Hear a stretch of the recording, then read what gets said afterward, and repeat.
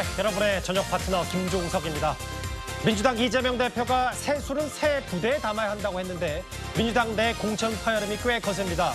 야권의 원로들까지 나서서 경기도 팀 같은 정체불명의 비선 조직이 공천에 개입한다는 소문이 파다하다, 이런 목소리까지 냈습니다. 저희가 이 소식을 하나하나 준비했습니다. 네, 그리고 오늘도 여러분의 댓글 기다립니다. 뉴스타파 유튜브 생방송에 의미 있는 댓글 남기시면 저희가 소개도 하고 질문도 받아보겠습니다. 멀리 가지 마십시오. 1분 뒤에 바로 돌아옵니다.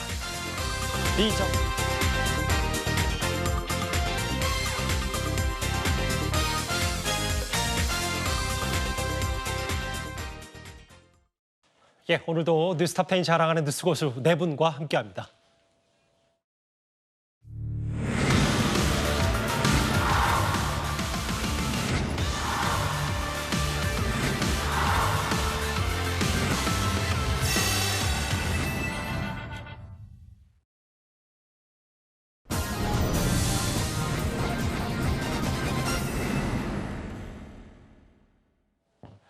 한동훈, 이국종 왜 친한가 했더니 목요일 뉴스탑10은 바로 여기부터입니다. 오늘 여러 논쟁거리들이 준비되어 있지만 일단 여야 대표의 움직임부터 먼저 살펴보겠습니다. 국민의힘 한동훈 비대위원장 먼저 행보입니다. 오늘 한동훈 비대위원장이 아덴만의 영웅 이국종 국군 대전병원장과 만났습니다. 치료 중인 국군 장병을 위로하고 청년층을 위한 군 의료 지원책 핵심이었는데요. 오늘 현장 분위기부터 먼저 살펴보겠습니다. 사진 몇 장이 좀 준비가 돼 있는데 바로 한번 보겠습니다. 오늘 오후 국군 대전병원 현장 모습입니다.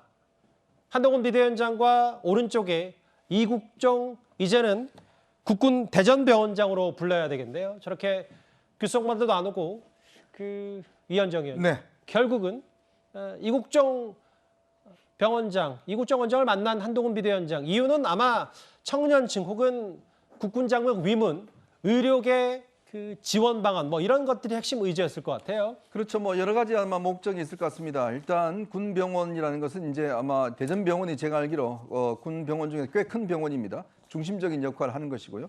여기에 이제 이국종 이 교수가 이제 여기에 부임을 해서 병원장을 지금 맡고 있죠. 자, 그런 어떤 인연도 있는 것 같고요. 또 특히 여기에 이제 입원해 있는 장병들을 위로하는 그런 목적도 있는 것 같고, 또 하나는 이제 두 분의 이미지가 좀 많이 닮았습니다. 이국종 지금 병원장 같은 경우도 보면 굉장히 자신의 일에 대해서 굉장히 강단 있고 또 자존심이 강한 이런 분 아니겠습니까? 그리고 또 일에 거의 워커홀릭이라고 할 정도로 자신의 어떤 일에 대해서 어떤 정말 자부심을 갖고 있는 분이죠. 자, 그리고 또 한동훈 위원장 또 외모도 좀 비슷하게 좀 닮은 것 같습니다. 아마 이런 것들이 등등 겹쳐지면서 오늘 이제 이 방문은 이루어진 것 같고, 예. 아무래도 이제 우리 군, 보훈 이런 부분에 대한 좀 강조점을 두기 위해서 오늘 일정이 일단 마련된 것 같습니다. 보면은 저기 이제 이국종 원장이 지금 국군 대전병원에 입원 중인 장병들을 소개하면서 현재 군 의료 체계가 어떤지에 대한 설명, 귀한 발걸음 감사한다. 2010년 북한의 도발처럼 적 도발에 무기력해 당하는 모습을 안 보일 거라고 했고, 여당의 대표인 한동훈 비대위원장 얘기는 이국종 원장께 깊게 알고 있다고 생각한다. 몇 번 거절당하기도 했다. 하시는 일 중요성 크다고 생각한다. 군복이 더 잘 어울린다. 언뜻 이 화면을 보면 한동훈 비대위원장이 지금 이국종 원장에게 무슨 얘기를 하고 있는 거지? 라고 생각하시는 분들 분명히 계실 텐데요. 이국종 원장은 아시는 것처럼 2011년 아덴만 여명 작전에서 총상을 입은 석해군 선장을 살려낸 중증 의료의 권위자입니다. 지금은 국군 대전병원장이기도 하고요. 오늘 현장에 동행한 호준석 국민의힘 비대위 대변인에 저희 뉴스탑10에 한번 물어봤습니다. 이 한동훈 위원장의 이 말이 뭔지, 이국종 원장과 한동훈 비대위원장의 인연이 뭔지 저희가 한번 현장 목소리 들어보겠습니다. 저는 한동훈, 이국종 되게 닮았다 그런 느낌이 들었어요. 말하는 속도라든가 템포나 이런 스타일 이런 게 되게 봤었던 것 같은 그런 느낌을 받았고, 그래서 이 두 한동훈, 이국종 두 분이 되게 닮은 데가 있구나, 통하는 데가 있겠구나. 한동훈 위원장이 이국종 원장님 브리핑 끝난 다음에 짧지만 저는 이분을 되게 깊게 안다라고 이제 말씀을 하시면서 제가 몇 번 거절당한 경험이 있었다라고 얘기하셨거든요. 그래서 그 거절당했다는 게 뭐 장관 때였던 거였는지 아니면 뭐 비대위원장 때였는지 모르겠지만 이분한테 꽂힌 부분이 있구나. 그래서 같이 좀 일을 해보고 싶은 마음이 있었구나. 근데 이제 이국정 원장님은 본인의 그 영역에 대한 뭐 자존심 또 이제 그 사명감 그런 것이었겠죠. 그래서 아마 성사는 되지 않은 것 같았는데 두 분이 굉장히 이제 그 통하는 부분이 있다. 두 분이 굉장히 통하는 부분이 있다. 저 호준석 대변인의 말을 듣고 제가 이 그래픽을 다시 읽어볼게요. 이국종 원장님 깊게 알고 있었다고 생각했는데 몇 번 거절당하기도 했고 하시는 일이 중요성 크다고 생각해서 군복이 더 잘 나온다. 정혁진 변호사님. 네네. 이 얘기는 한동훈 위원장, 이국종 원장과 일해보고 싶은 마음이 있었는데 성사는 잘 안 됐다. 그 전부터 사실은 국민의힘이 이국종 원장을 어떻게든 정치권에 같이 일해보고 싶은 마음이 굴뚝 같았던 것 같아요. 국민의힘뿐만 아니라 야당에서도 아마 탐내는 인재 중에 하나 아니었을까? 지금 뭐 민주당도 그렇고 여당도 그렇고 영입 인재 이렇게 계속 나오지만 이국종 교수가 만약에 영입됐다라고 하면 여든 야든 아마 반향이 지금까지 영입됐던 다른 어떤 분들보다도 더 크지 않았을까 그런 생각이 드는데 이국종 교수는 처음 기본적으로 전문가 아니겠습니까? 의사인데다가 교수인데다가 자기 분야에 있어서는 거의 그냥 뭐 그렇게 거의 최고 전문가 수준인데다가 두 번째 단순한 전문가가 아니고요. 이국종 교수하면 생각나는 단어가 헌신, 희생 이런 거 아니었겠습니까? 예. 요즘 그렇게 의대 열풍이 부는 게 의대 그 의사 자격증 따면 이래저래 많은 사회적으로 누릴 수 있는 게 많다라고 생각을 하는 것인데 그런데 이국종 교수는 진짜 밤낮 없이 환자들 중증 외상 환자들을 위해서 이렇게 고생하시는 분이니까 그렇기 때문에 제가 재미있는 통계를 봤는데요. 예. 2019년도에 한국인이 가장 존경하는 인물 13위로 이국종 교수가 뽑혔어요. 그런데 이국종 교수가 지금 현직에 있는 살아있는 사람들 중에 13등이 아니고 예. 1등이 이순신 장군이고요.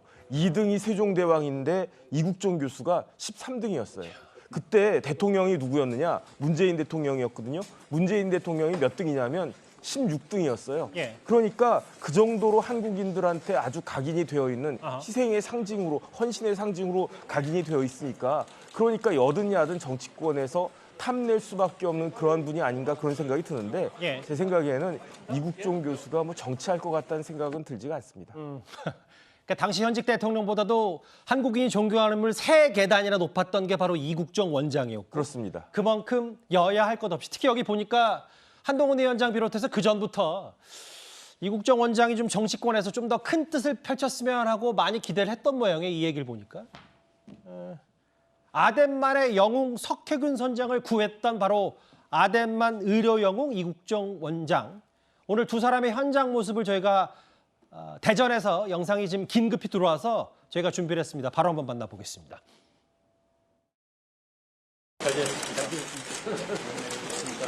하나, 둘, 셋.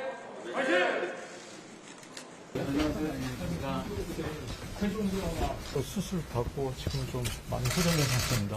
세종대왕암에 또 함정요원입니다. 선생님은 해군에 대한 애착이 확실히 잘 치료받으시고 쾌유하시길 바라겠습니다. 짧지만 대단히 깊게 알고 있다고 생각하는데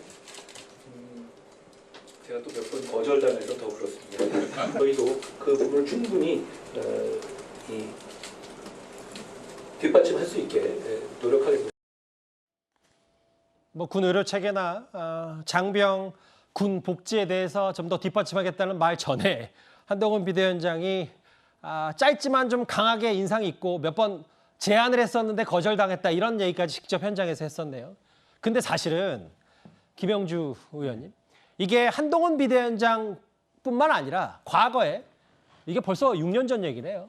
김성태 당시 자유한국당 대표 권한대행이 이국정 현 원장에게 비대위원장 맡아달라라고 했다가 그 정도 역량 되지 않고 내국인 부족타가 거절했던 사례, 과거 사례가 있었네요. 네, 그렇습니다. 그러니까 실제로 보면 제로 베이스에서 할 테니까 정권을 줄 테니까 그런 뜻이겠죠. 비대위원장 맡아달라고 지금 그 당시 김성태 자유한국당 대표 권한대행 시절이었습니다. 이제 2018년 7월이네요. 그런데 본인이 거절을 했죠. 나는 그러한 정도의 역량이 되지 않고 내공이 부족하다. 사실은 만약 그때 받아들였으면 뭐 지금 현재 와서 보건복지위원회 국회의원을 할 수 있을지 모르겠습니다만은 오히려 실제적으로 그 뒤에 어떤 삶이 오히려 지금 외상센터장으로서 역할, 지금 또 국군 대전병원장으로서 역할을 할 수 없고 또 닥터 헬기나 또 군병원 또 예산 부분을 치열하게 현장에서 이렇게 인솔하고 리더가 될 수 있는 길이 아니었지 않았겠나 생각하고요. 오히려 차라리 그때 거절하고 지금 이 자리에서 만나는 것이 그 국군을 위해서 또 우리나라 군 병원 예산 확보라든지 전문성 확보를 위해서 더 이바지하는 거 아닌가 그렇게 생각이 듭니다. 예, 지금 오늘 오후 2시였습니다. 저기 보면 앞서 저희가 현장 취재를 했던 호준석 비대위 대변인 말고도 뒤에 보면 뭐 유희동 정책의장도 있고요. 그리고 최근에 국민의힘에 입당한 인사죠.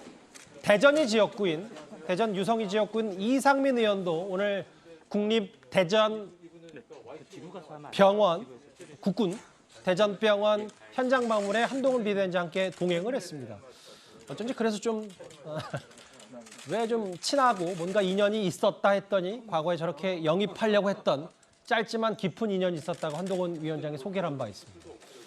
오늘 대전 현장 화면이었고요. 그런데 이 참 가만히 두질 않는 여야에서 이국종 원장은 이 사람과도 인연이 있습니다. 바로 한번 화면으로 만나보겠습니다. 아이고 교수님 반갑습니다. 네, 감사합니다. 양스러다고. 원래 사람이 죽고 사는 문제는요 긴급 피난이라고 해가지고 다 해도 됩니다. 원래는 그냥 불법이 아니에요. 사람의 목숨을 살리기 위해서는 긴급 피난이라고 법을 어기는 게 형법에 의해서 허용이 됩니다. 그래서 협조 요청을 좀 하고 하시고 우리 이 선생님은 교수님은 그냥 필요한데 아무 데나 가장 빨리 내리십시오. 감사합니다.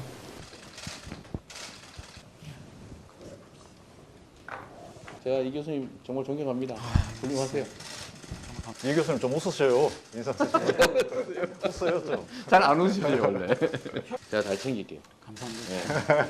제가 있는 동안에 어떤 새로운 거 많이 해보시죠. 네, 감사합니다, 지사님. 성격 작업 못하세요.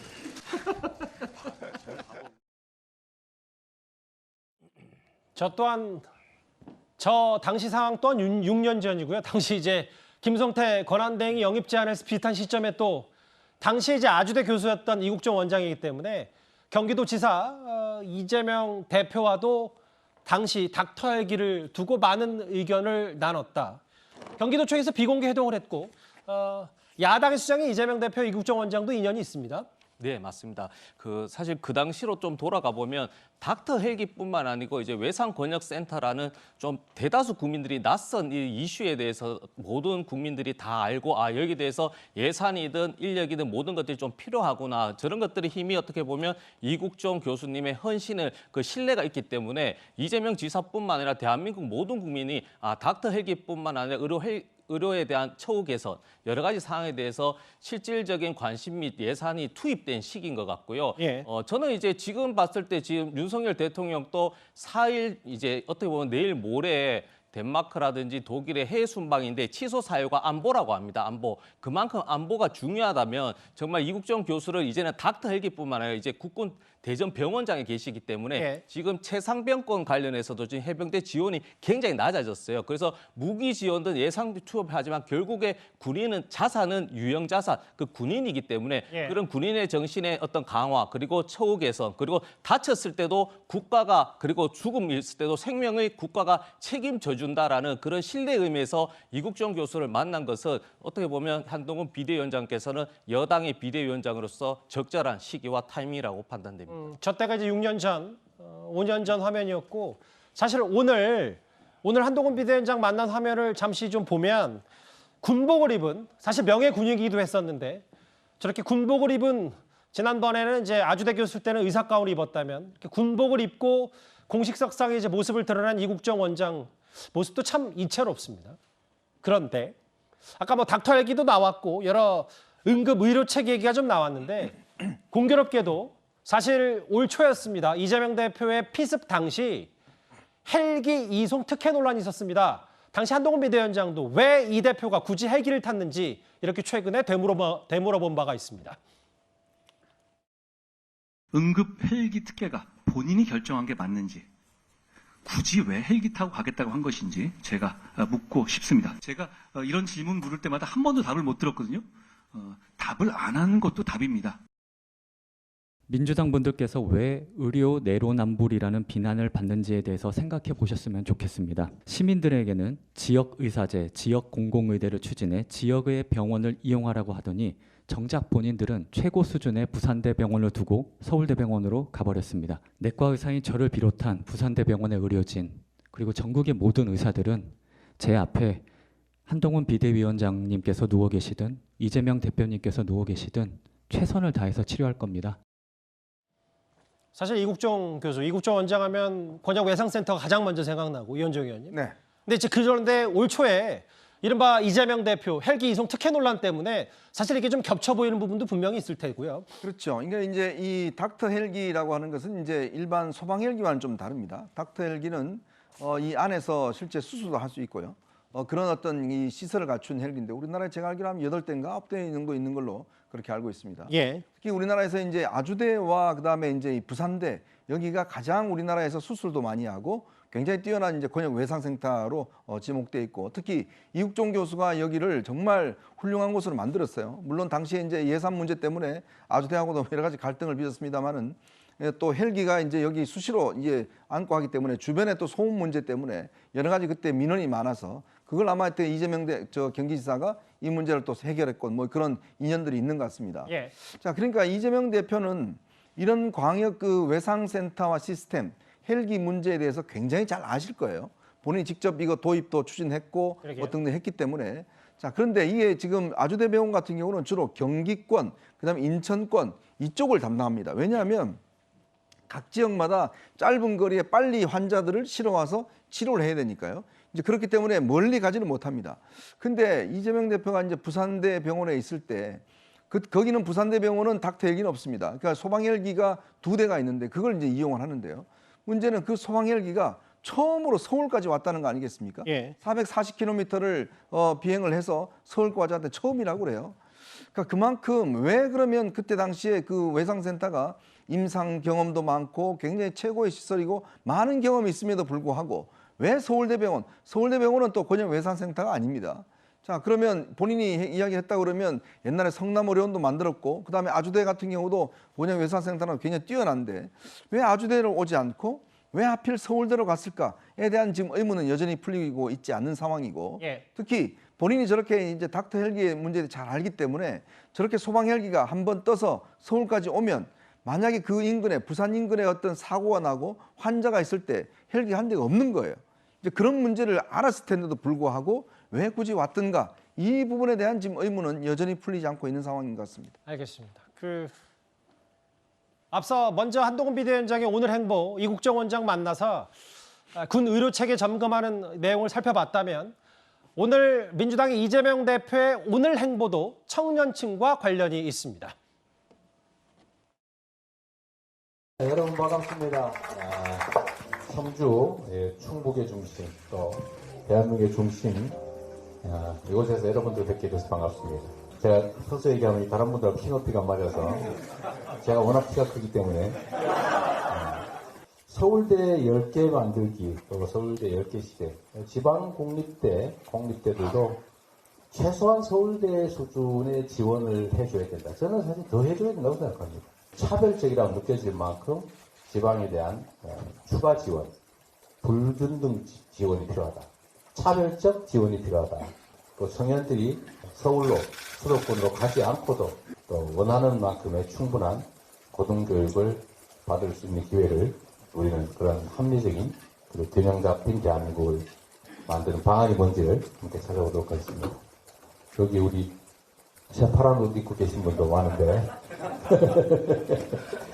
자, 함께 해줘서 고맙고요. 민주당의 공약 실천, 그러니까 서울대 10개 만들기 프로젝트라고 해서 지방 소멸, 수도권 폭발 중심의 대학 문제 있다라고 하면서 거점 국립대 9곳에 대한 여러 가지 얘기했는데 취지는 상당히 좋죠. 근데 이제 앞서 얘기한 것과 조금은 겹칠 수 있어서 사실은 이재명 대표가 헬기 이송 특혜 논란에 동시에 불거졌던 게 바로 지역 의료 비하 논란 때문에 뭐 지방 소멸, 수도권 폭발 중시 좋은데 이제 본인이 그때 말과 행동이 좀 다르지 않았나? 사실 그때도 지역 1호 비하 논란이 좀 있긴 있었거든요. 어떻게 판단하세요? 비하라기보다는요, 이게 현실적인 것이죠. 사실은 뭐 저도 뭐 지인이라든지 가족이 아플 때는 뭐 서울에 있는 유명한 병원 가자라는 것들이 그런 현실 자체에 대한 문제고요. 저도 이제 지방에 있어 보면 훌륭한 학생들이 서울에 갑니다. 왜냐 이게 현실이지 않습니까? 그걸 막을 수는 없는 것인데 저기 이제 서울대 10개라는 것이 또 뭐 서울이라고 해서 뭐 여당 비대위원장이 뭐 김포가 이제 서울에 되는 메가 서울, 뭐 서울공화국을 만들자는 것이 아니고요. 예. 서울대 같은 대학교를 지방에 10개 만들자는 이재명 대표의 공약이 아니고 이제 전문가 교수님들의 서울대 10개 만들기라는 뭐 책도 있고 그런 여러 가지 그 이제 뭐 설명도 있는데 중요한 것은 서울대에 비해서 지방의 훌륭한 대학교가 투자가 안 된다는 겁니다. 예. 그래서 투자를 먼저 하자. 다만 이 투자가 단순히 뭐 돈에 대한 것보다는 좀 장기적으로 백년지 대계다 보니까 이런 부분에서 청년 유출을 막는 것이 또 우리 대한민국 미래를 위해서 중요하다 보니까 이런 문제는 사실 뭐 한동훈 비대위원장뿐만 아니라 윤석열 대통령도 반대할 필요는 없는 것이 예. 이게 앞으로 절출생과 다 연결되는 문제잖아요. 그리고 또 여러 가지 지역의 경쟁적인 부분도 있기 때문에 이 부분을 또 서울대 하는 한 단어 때문에 또 뭐 또 지역 비하 이렇게까지 폄훼할 필요는 없을 것 같습니다. 알겠습니다. 오늘 여야 수장의 행보, 특히 뭐 이국종 원장에 대해서는 각기 다른 인연들이 각각 여야 대표 있었기 때문에 이 얘기 길지 않게 첫 번째 이슈로 새 그림 만나봤습니다. 다음 주제는 저희가 뽑은 뉴스탑10 1위입니다.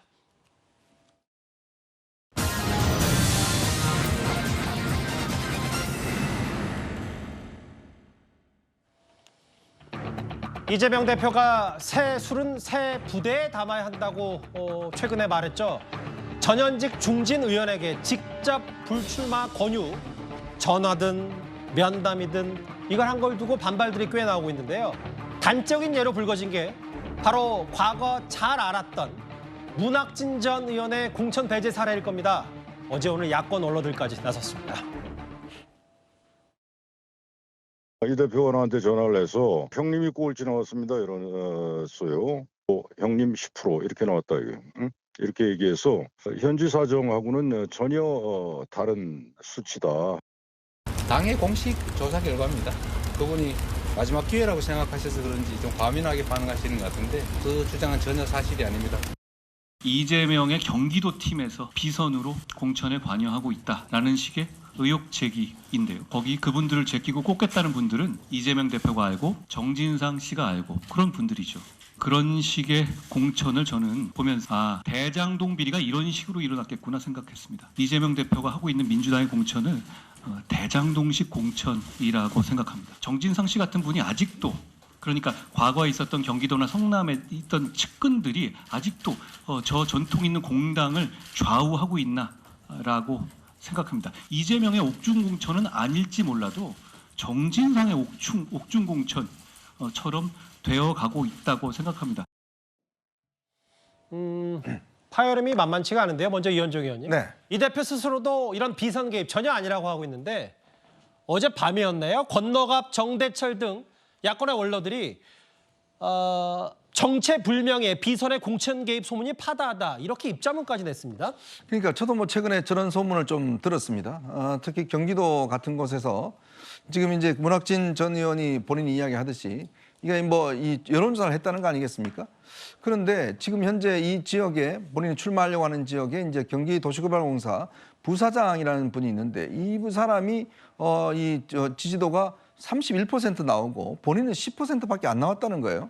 나머지 두 분들은 11%가 나왔다는데, 근데 이제 제가 듣기로는 보니까 문학진 전 의원은 그래도 여기 국회의원도 꽤 오래 했고, 그래서 이름이 꽤 알려져 있는 분입니다. 근데 어떻게 이렇게 지명도가 적게 나올까라는 의심이 있는 거예요. 왜냐하면 이 경기도시개발공사 부사장 같은 경우는 저는 처음 듣는 분인데 이런 분이 31%나 나왔다? 좀 이게 고개가 갸웃거리는 거죠. 더군다나 이 당에서 정한 게 뭐냐면 20% 차이가 날 때, 즉 1등과 2등이 20%포인트 차이 날 때 그때는 그냥 이 1등으로 전략공천을 한다는 거예요. 근데 묘하게도 딱 20%포인트입니다. 1등과 2등 차이가. 그러니까 본인이 듣기로는 이게 당에서 알아보니까 당에서는 이런 조사한 적이 없다라고 이야기를 한다는 거예요. 예. 그런데 그렇다면 이거 도대체 어디서 조사한 거냐? 라는 이제 의문을 표명했고, 그게 이제 지금 소위 이제 정진상 팀이라고 하는 이 정진상 씨가 지금 보석으로 나와 있지 않습니까? 그렇죠. 그러니까 경기도 사정을 잘 알기 때문에 이 팀들이 지금 움직이면서 공천에 어떤 개입하고 있는 게 아니냐, 이런 지금 의혹들이 지금 제기가 되고 있는 거거든요. 예. 그러니까 물론 뭐 지금 이재명 대표는 당에서 공식적으로 했다라고 이야기는 하고 있지만, 그러니까 이 내용을 놓고 볼 때도 좀 설득력이 없는 내용이고, 왜냐하면 문학진 전 의원은 꽤 오래 국회의원을 했고 알려진 인물이기 때문에 그만큼 지명도는 꽤 나올 겁니다. 근데 왜 이렇게 10%밖에 안 나오는지. 자, 그리고 이게 지금 이런 소문들이 돌아다니는 것은 그냥 헛소문은 아닐 텐데, 뭔가 지금 이재명 대표가 어떤 사적인 라인을 통해서 공천에 개입하고 있는 게 아닌가, 이런 지금 의혹들을 제기하고 있는 것 같습니다. 문학진 전 의원이 쏘아올린 걸 야권 원로들도 받아서 이거 정체불명의 비선 있는 거 아니냐라고 했고, 앞서 보셨던 것처럼 다음 화면 볼까요? 한동훈 비대위원장은 어떤 얘기를 했냐면 대장동식 공천 아니냐, 민주당의 공천. 이재명 대표의 옥중 공천은 아닐지 몰라도, 물론 뭐 정진상 전 실장이 지금 보석으로 풀려난 상태긴 하지만 옥중 공천처럼 가고 있다.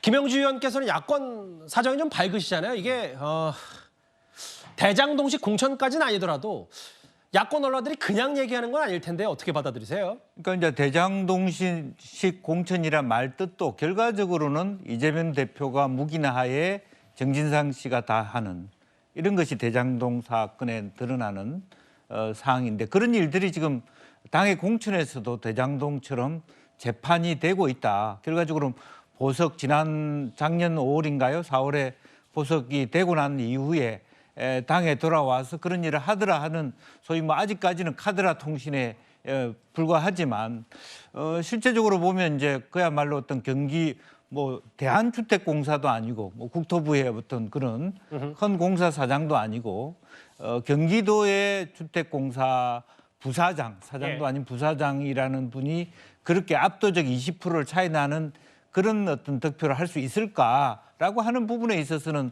의문점을 가질만 하고, 그러다 보니까 사실은 뭐 이렇게 더군다나 방금 얘기했었습니다만 안규백 전략공천위원장도 모르는 그런 조사를 한다라고 하는 것은 굉장히 문제가 있다라고 보는 거고요. 예. 과연 이게 시스템 공천이냐 하는 부분이고, 특히나 실제로 최근에 여러 가지 기법상으로 보면 주민등록상의 어떤 그 데이터를 갖고 있는 게 아니라 자기가 갖고 있는 통신사 데이터의 주소 변경만 하더라도 그런 정도의 어떤 전환이 가능하다. 그런 비슷한 어떤 술수가 가능하다. 이제 이런 풍문조차 있기 때문에 이 데이터가 도대체 어떻게, 만약 그런 데이터가 있었다면 가능했겠느냐 하는 것이고, 아마 이 부분이 전체적으로 아마 경기도의 공천 과정에서 또 터져 나올 가능성이 많습니다. 특히 친문 쪽이 훨씬 많거든요. 경기도 쪽은. 이제 그런 부분에 대해서 이낙연계라든지 문재인계라든지 이런 국회의원들 지역에 있어서 이런 부분이 없지 않아 있기 때문에 당 원로들이 이런 데 대한 문제제기를 하고 있지 않나, 그렇게 보여집니다. 또 다른 야권 원로인 유인태 전 사무총장은 오늘 다시 한번 익숙한 이름을 한 번 더 꺼냈습니다. 자기가 해봤더니 자기하고 전 광주시장 했던 사람하고가 뭐 비슷하게 둘이 1위로 나오고, 저기는 그런데 뭐 형님이 꼴찌라. 이제 워낙 또 저 이재명 대표하고 문학진이 가까웠어. 경선은 붙여줘야지 찐명 신기 위해서 하는 거 아니냐, 뭐 이래가지고 강한 불만을 가지고 찐명으로 갔다는 거예요. 그 친구가 정진상이하고 아주 아삼육이 돼가지고. 시천말 아삼육, 진짜 정진상 정 실장과 친한 사람 꽂아 넣으려고 하는 게 아니냐, 유 전 사무총장 이 얘기인데, 정혁진 변호사님, 결국 이제 대장동 사업이든 이번 공천 작업이든 일단 이재명 대표는 직접 전화를 하긴 했지만 뒤로 좀 빠져 있고 정진상 라인들이 움직이는 거 아니냐, 이걸 한동훈 비대위원장이 그래서 뭐 대장동식 공천, 옥중 공천 뭐 이런 얘기가 나오는 것 같아요. 대장동식이든 백현동식이든 뭐든지 간에 그 공소장이나 이런저런 것들을 다 보면은 누가 나오냐면요, 100% 정진상 씨가 나와요. 제가 봤을 때 정진상은 이재명 대표의 거의 아바타 수준이에요. 그래가지고 굳은 일, 무슨 험한 일은 다 정진상한테 쓱 밀어넣는 그런 식이 아닌가. 그런데 이제는 민주당의 공천도 이와 같은 대장동, 백현동식으로 이루어지는 것이 아닌가. 민주당에서부터 지금 그런 이야기 나오는 거 아니겠습니까? 안태준 씨가 어떤 분인지 제가 확인을 해봤더니 69년생인데요. 정진상 씨가 68년생이니까 거의 뭐 친구처럼 보내지 않았을까. 그런데 안태준 안태준 씨가 2004년부터 12년까지 국회의원 보좌관을 했는데 어떤 국회의원의 보좌관이었나? 문학진 의원의 보좌관이었어요. 그러니까 문학진 의원은 더 황당했을 것 같은데 그러다가 2012년까지 문학진 의원의 보좌관으로 일을 했는데 13년에 어디로 가느냐? 성남산업진흥재단 이사로 가요. 그러니까 그때 성남시장이 누구였는가? 이재명 대표 아니었겠습니까? 예. 그다음에 이재명 대표하고 같이 옆에서 붙어가지고 정책실장이며 뭐며 핵심적인 사람이 누구였습니까? 그때 정진상 씨 아니었습니까? 그러다가 2019년도에 GH로 가가지고 안태준 씨가 예. 거기서 본부장도 하고 부사장도 하고 사장 직무대행까지 이렇게 쭉 한 걸 보니까 굉장히 정진상 씨하고 나이도 비슷하고 오랫동안 굉장히 가까웠다. 처음에는 문학진 의원을 모시다가 이제는 정진상하고 굉장히 가까운 그런 사이가 된 것이 아닌가 이런 의심을 받기 충분하고요. 민주당에서 계속 시스템 공천 이야기하지만 그 민주당의 시스템이라고 하는 것이 결국에는 진상 시스템이 아닌가 저는 그런 의심까지 듭니다. 진상 시스템. 어쨌든 뭐 의혹 제기잖아요. 이 정진상 전 실장의 입김이 공천에도 작용하는 거 아닌가. 당의 입장이 궁금하거든요.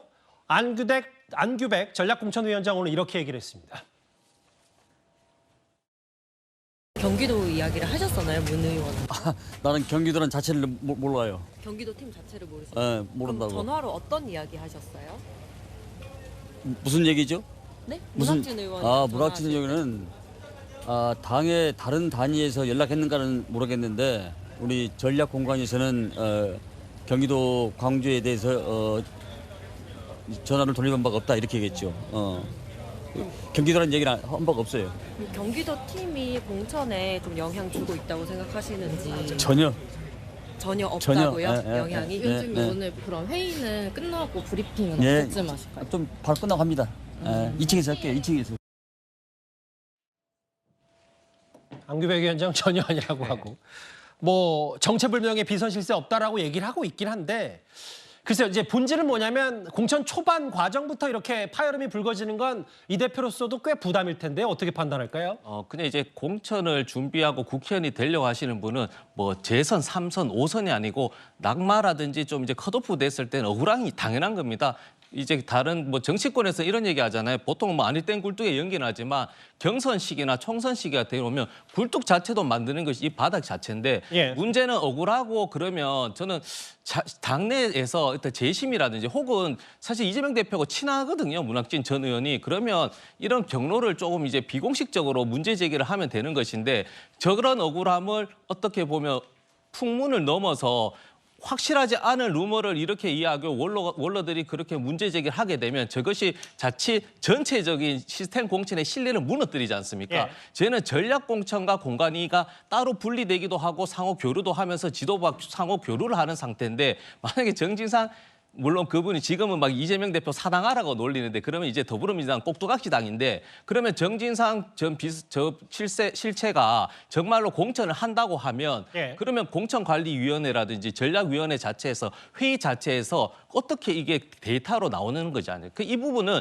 여든 야든 불가능한 이야기입니다. 그리고 저는 한동훈 비대위원장도 좀 안타까운 게 저런 의혹 제기가 있으면 스스로 한번 확인해 보세요. 문제 정도는 되지만 저걸 대장동식이라고 하면 대장동을 어떤 그 공천인지 모르겠어요. 대장동식 하면 화천대유를 비교하면 뭐 곽상도, 박영수 그러면 뭐 국민의힘 을 영입했다든지 혹은 뭐 검찰 출신 친윤 검사통을 영입했다고 하면 대장동식 공천이 맞겠지만 어떤 문제 제기와 다르잖아요, 이게. 예. 그 이런 식으로 자꾸 공격 아닌 공격을 하니까 이게 조금 저는 이 공천 과정에서 좀 개인적으로는 당내에서 좀 해결할 필요도 있을 것 같아요. 비선이 있는 거 아니냐 혹은 친명들만 똘똘 뭉쳐서 공천하는 거 아니냐 뭐 이런저런 얘기들이 있어요. 또 하나 논란거리가 있습니다. 어제 정확히는 오늘 동아일보 보도에 따르면요. 이재명 대표가 그러니까 친명들이 주축이 된 심야회의를 열어서 일부 의원들 공천 배제를 논의한 것으로 전해졌습니다. 민주당은 이걸 사실이 아니라고 반박했지만 오늘 국민의힘은 이걸 공격 포인트로 삼았습니다. 저 누군가가 마포가 민주당 승리의 필승 카드입니다. 그러니까 대표만 혼자 싸우지 않게 외롭게 혼자 싸우지 않고 우리 같이 싸울 수 있어 싸워서 출마 요구 받으십니까? 그런 건 없어요. 노웅래 의원 입장에서 생각해보면 이재명 대표가 이끄는 당이고 이재명 대표가 저렇게 출마하는데 자기는 안 나가겠다 이런 생각하기 어렵지 않을까요? 모든 문제는 이재명 대표에서 비롯되는 것 아닌가 싶습니다. 이재명 대표가 자기는 억울한 기소고 노웅래 기소는 수긍할 만하다 이런 얘기를 아무리 이재명 대표가 뻔뻔해도 할 수 있겠습니까? 이재명 대표가 비리 혐의로 재판을 받고 있는 노웅래 의원, 기동민 의원, 비례 이수진 의원에 대해서 컷오프 논의를 했다고 기사가 떴습니다. 누가 누굴 자릅니까? 그 정도 자르면 본인 방탄은 유지될 수 있을 거라고 기대를 하는 것 같은데 부모 자식 간에도 권력은 나눌 수 없다라는 말은 들어봤는데 방탄은 나눌 수 없다라는 상황은 정말 처음 봅니다. 국민의힘의 공격. 일단 동아일보 보도를 인용해 보겠습니다. 이현정 의원님. 네. 그제 밤이었습니다. 밤 늦게 이재명 대표를 포함해서 조정식, 김병기, 정성호, 박찬대 친명 핵심 의원들이 모여서 지금 재판에 넘겨져 있는 노웅래 의원과 기동민, 이수진 의원에 대해서 공천 배제를 논의했다. 일단 당은 전혀 사실 아니다라고 얘기를 하고 있는데 오늘 국민의힘에서는 그 누가 누굴 비판하냐 뭐 이렇게까지 얘기가 나왔네요. 그러니까 지금 13일 날 저녁으로 보도가 되고 있습니다. 국회의원회관에서 만났다 이렇게 돼 있는데요. 왜냐하면 이제 이 대표실이나 이런 데서 하면 여러 가지 기자들도 있고 또 시선이 있으니까 회관에 누구 사무실인지 모르겠지만 거기서 이분들이 모여서 이 문제를 논의했다는 게 이제 동아일보의 보도입니다. 오늘 김병기 이 부총장 같은 경우는 뭐 5번은 아니다고 이야기하면서 본인은 여기 없었다 이렇게 이야기를 하고 있어요. 저는 충분히 개연성이 있는 보도라고 생각이 듭니다. 특히 이 자리에는요 이재명 대표와 조정식 사무총장, 김병기 부총장 같은 경우는 뭐 이분들은 당의 공식 라인이니까 뭐 만날 수 있다고 칩니다. 근데 문제는 정성호, 박찬대 이 두 사람이 있었다는 게 자체가 저는 이제 상당히 문제다. 왜냐? 예. 이 두 분들은요 지금 박찬대 의원은 최고위원 뭐 지도부라고 할 수 있겠지만. 예. 근데 정청래 수석 최고위원이 빠졌잖아요. 그러게요. 본인이 왜 빠졌을지 모르겠습니다만은 정성호 의원은 왜 여기에 들어갔는지 이게 지금 문제인 거죠. 왜냐하면 정성호 의원은 얼마 전까지만 하더라도 이재명 대표와 개인 어떤 이 뭐 텔레그램, SNS로 이 징계 문제 뭐 이런 것도 논의하고 할 정도로 지금 뭐 본인이 이 당에 있어서 이런 것들을 지금 핵심적으로 이재명 대표와 논의하고 있는 걸로 지금 알려지고 있지 않습니까? 그렇다면 당연히 지금 공천관리위원회, 전략공천위원회, 뭐 조직이 다 있습니다. 뭐 입만 열면 다 시스템 공천이라 이야기를 해요. 자, 그런데 정작 지금 공천은 여기서 이루어지는 게 아니냐. 더군다나 여기서 논의했다는 게 바로 노웅래 의원에 대한 이제 컷오프 문제죠. 지금 뭐 기동민 의원과 이수진 의원, 특히 노영민 의원, 지금 이 노웅래 의원은 바로 이게 있은 그 다음 날, 14일 날 본인이 갑자기 예비 후보 등록을 하면서 출마 선언을 합니다. 자, 그러면서 본인이 무슨 이야기를 하냐면 만약에 본인을 컷오프 시키면 나는 무소속으로 갈 수도 있다라는 이야기를 해요. 자, 그러면서 또 본인은 이재명을 지키기 위해서 나도 지켜야 된다. 이런 이야기를 합니다. 참 공교롭죠. 13일 날 여기서 컷오프 되는 걸로 논의가 됐고 지금 보도에 따르면 이 노웅래 의원은 정치 검찰의 탄압은 아닌 것 같다. 뭐 이런 이야기까지 나온단 말이에요. 예. 근데 바로 그 다음 날 지금 노웅래 의원은 저렇게 기자회견을 해서 출마 선언을 하고 본인은 또 이 컷오프 시키면 무소속으로 출마할 수도 있다. 이런 이야기까지 하는 거 아니겠습니까? 뭔가 들었기 때문에 하는 거 아니겠어요? 그런 연관성들이 쭉 이야기 보면 과연 이 모임이 없었던가? 그리고 그동안 정성호 의원과 긴밀하게 연락했던 것들이 드러났지 않습니까? 그런 것들로 따져봐서는 아마 지금 실질적인 공천은 바로 이 모임에서 이루어지는 게 아닌가 하는 그런 의심을 갖게 하는 것 같습니다. 그러니까 이 보도 진위 여부는 좀 더 저희가 확인해봐야 되겠지만 다만 이현정 의원의 문제 제기는 앞서 잠깐 화면에 나갔던 그 국회 본회의장에서 포착된 정성호 의원과 이재명 대표, 당시 병상에 있었던 이재명 대표의 저 문자 메시지 주고받는 내용, 현근택 부원장 관련 그 징계 여부를 왜 당 공식 직함도 없는 친명계 좌장 정성호 의원과 논의하냐, 이 부분도 저것도 비선 아니냐, 당시 이런 논란이 있었는데 정성호 의원도 왜 직함도 없는데 이 공천 관련 지도부 회의에 참석했냐, 동아일보 보도가 맞다면 뭐 이런 얘기인데 다음 화면을 볼까요? 오늘 서 전 위원장이 국민의힘에서 아까 보셨잖아요. 저 보도를 인용해서 공격 포인트로 삼은 게 아니 이재명 대표도 저렇게 출마하는데 노웅래 의원 불출마 생각하기 어렵지 않겠냐, 혹은 구자령 비대위원 얘기는 누가 누굴 자르냐. 어떻게 판단하세요? 네, 그 한동훈 비대위원장과 구자령 비대위원은 지금 총선하고 대선 좀 헷갈리시는데 이재명 대표를 공격하는 게 하루 이틀이 아니라서 이해는 갑니다. 그러나 사법 리스크 의원 컷오프면 저도 오늘 청년위 차원에서 지도부와 만났어요. 그럼 제가 뭐 비선이고 우리가 비선이 되나요? 그럼 방송 주제 관련해서 오늘 토의했나 그런 것이 아니다. 사실 의원들끼리는 만납니다. 그리고 지도부 회의 자체란 네이밍 자체가 틀렸죠. 지도부 회의는 최소한 뭐 최고위원 몇 명은 더 참여해야 되는 것이죠. 그래서 예전에는 왜 이재명 대표를 뺀 지도부가 뭐 공천 관련해서 회의를 했다는 또 뉴스가 언론에서 저도 들은 적이 있는데 저는 문제 제기나 뭐 할 수 있는데 저것이 곧 사법 리스크 의원을 컷오프 시켰다. 물론 뭐 그 주제에 대해서 저도 정확히는 모르지만 저기서 만약에 공천이 이루어지면 모르겠습니다. 국민의힘은 그렇게 할 수는 있는데 민주당 자체에서 그래서 저는 안타까운 게 한동훈 비대위원장, 구자령 비대위원 또 경험하지 못하면 모를 수 있지 않습니까? 그럼 이거를 지금 이 상황에서 막 이렇게 본인이 추측하고 본인이 희망하는 대로 던져서는 안 된다. 그러면 저런 부분은 최소한 기자분들이 좀 더 취재해 보십시오라고 한번 질문 정도는 이해합니다. 그러나 저것을 사법 리스크에서 또 이재명 대표를 공격하는 수단으로 하니까 지금 여당의 지지율이 많이 안 오르는 거겠죠. 갑자기 무슨 말씀을 하시는 거예요? 그러니까 본인들이 본인들의 어떤 고민이나 본인들의 전략을 가지고 총선에 임해야지 무조건 야당 흠집 내기, 이재명 흠집 내기로서는 여당의 지지율을 올리는데 저는 제한된다는 근데 말씀. 짧게 질문 드릴게요. 그래 뭐 보도 내용을 빼더라도 본인이 지금 일주일에 두세 번 재판 나가는데 누군가 또 다른 의원이 재판받고 있다고 그걸 공천 배제할 수 있냐? 이 근본적인 질문에 대해서는 어떻게 생각하세요? 그게 다 케이스마다 다른 것이죠. 그러니까 재판을 받는 것도 말씀드렸지만 과도한 걸로 인해서 재판 그리고 재판이라는 것도 검찰의 주장이 100%가 아니잖아요. 우리가 계속 유동규 이분도 사실은 대장동 700억 주인은 유동규라 해서 1년 동안 감옥 가신 분이에요. 이분이 지금 나오셔가지고 또 출마하잖아요. 무슨 말씀인지 알겠어요. 그렇죠. 그러니까 유무죄는 검찰이 주장하는 것이 아니고 사법부가 하다 보니까 그렇지만 뭐 국민적인 시각 눈높이에서는 사법부의 판단이 나오기 전에 국회의원으로서 자격이 안 된다고 판단할 수 있죠. 그러면 컷오프 되는 겁니다.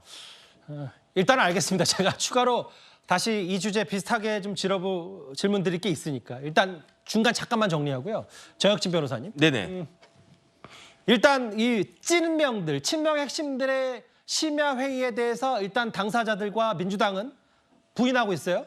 이 논의 자체에 대한 그런 적이 없다. 근데 지금 새롭게 자막이 들어온 걸 보면 여기 본인이 이제 의제 테이블에 올라간 노웅래 의원 얘기는 만약에 동아일보 보도대로 비공식 모임에서 특정 후보 논의는 밀실 논의다라고 규정을 했어요. 이게 좀 복잡하게 돌아가네요. 왜냐하면 지금 계속 이야기하는 게 시스템 이야기였잖아요. 그런데 그 시스템하고 밀실하고 같은 이야기입니까? 정반대잖아요. 그러니까 많은 국민들이 그러려니 하리라고는 생각을 갖다가 하는데 왜냐하면 이재명 대표는 앞에서 하는 말과 실제 행동이 다른 경우가 너무 많으니까 시스템이라고 하니까 진짜 시스템인 줄 알았냐? 또 이런 식으로 말씀하신 거 아니었겠습니까? 그런데 조금 전에 아무리 서재원 그 대변인이 이렇게 말씀을 하신다고 하더라도 제가 노웅래 의원이라고 하더라도 굉장히 억울할 것 같아요. 누가 누구를 욕하느냐. 나 정도 되면 충분히 나가서 당선될 수도 있을 것 같다라고 생각을 하는데 요 정도의 혐의 가지고 아직 재판도 제대로 진행이 되고 있지 않은데 나를 공천을 갖다 배제한다. 이런 식으로 충분히 반박할 수 있을 것 같고 더더군다나 노웅래 의원은 급하지 않겠습니까? 노웅래 의원이 지금 왜 구속되지 않고 있습니까? 다 국회의원 배지 때문이잖아요. 그 방탄 때문에 아직 구속 안 되고 그런 상황인데 그런 소중한 그 국회의원 배지가 떨어지게 된다라고 생각하면 제가 봐도 아찔할 것 같다는 생각이 들어가지고 무조건적으로 자기는 공천 받아야 된다라고 계속 이야기하지 않을까 싶습니다. 알겠습니다. 지금 벌써 저 보도 나가니까 민주당 내에서도 당사자들 반발이 꽤 거센데요. 오늘 민주당은 광진의 고민정 의원을 포함한 서울 단수 공천자를 발표했습니다. 임종석 전 실장과 관련해서는 아직까지 명확한 결론을 내리지 못하는 것 같습니다. 임종석 실장이 그 성동에 출마하시는 것에 대해서 해주고 싶은 이야기가 있으실까요? 글쎄요.